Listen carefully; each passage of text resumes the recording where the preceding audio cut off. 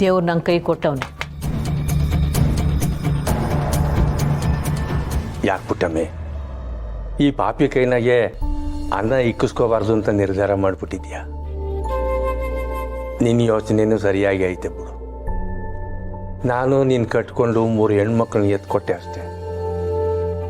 ನಿನ್ನ ಕಷ್ಟ ಸುಖದಾಗೆ ಒಂದಿನೂ ಭಾಗಿಯಾಗಲಿಲ್ಲ. ನನ್ನನ್ನು ಕಟ್ಕೊಂಡಿದ್ದಕ್ಕೆ ನೀನು ಜೀವನ ಪೂರ್ತಿ ಕಷ್ಟ ಅನುಭವಿಸ್ಬೇಕಾಗಿ ಬಂತಲ್ಲ ಅಂತ ಮನಸ್ಸಿಗೆ ತಾನೇ ನೋವಾಯ್ತು. ಹೆಂಗೋ ನಾನು ದೂರ ಆದ್ಮ್ಯಾಕೆ ನಿನ್ನ ಜೀವನ ನಿನ್ನ ಮಕ್ಕಳ ಜೀವನ ಸಂದಾಕೆ ಇತ್ತು. ಯಾವಾಗ ನಾನು ವಾಪಸ್ ಈ ಮನೆಗೆ ಬಂದೋ ಮನೆ ಅಲ್ಲೋಲ ಕಲ್ಲೋಲ ಆಗೋಯ್ತು. ಈ ಮನೆನಾಗೆ ಏನೇ ಕೆಟ್ಟದ್ದು ನಡೆದ್ರು ನಾನು ನೆಟ್ಗಿಲ್ದೇ ಇರೋದಕ್ಕೆ ನಡೀತಾ ಐತೆ. ನನ್ನ ಕರ್ಮ ನನ್ನ ಮಕ್ಕಳಿಗೂ ತಡ್ತಾ ಐತೆ ಅನ್ನೋ ಪಾಪ ಪ್ರಜ್ಞೆ ಕಾಡ್ತಾ ಐತೆ ಪುಟ್ಟಮ್ಮಿ. ನನಗೆ ಒಂದೊಂದು ಕಿತ ರಾಜಿ ಅಂತಾಳಲ್ಲ, ಅನಿಷ್ಟ ಕಣಯ್ಯ ನೀನು.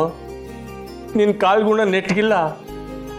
ನೀನು ಈ ಮನೆಗೆ ಕಾಲಿಟ್ಮೇಲೆ ಪುಟ್ಟಕ್ಕನ ಜೀವನ ಹಿಂಗಾಯ್ತು ಅನ್ಲಲ್ಲ. ದಿಟಾನೆಯ ದಿಟಾನೆ.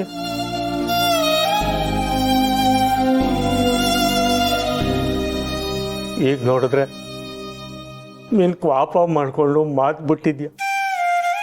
ಎಲ್ಲ ನೋಡ್ತಾ ಇದ್ರೆ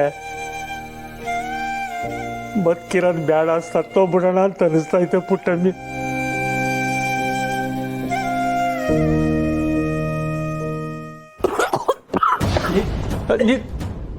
ನೀರೇ ಇಲ್ಲ.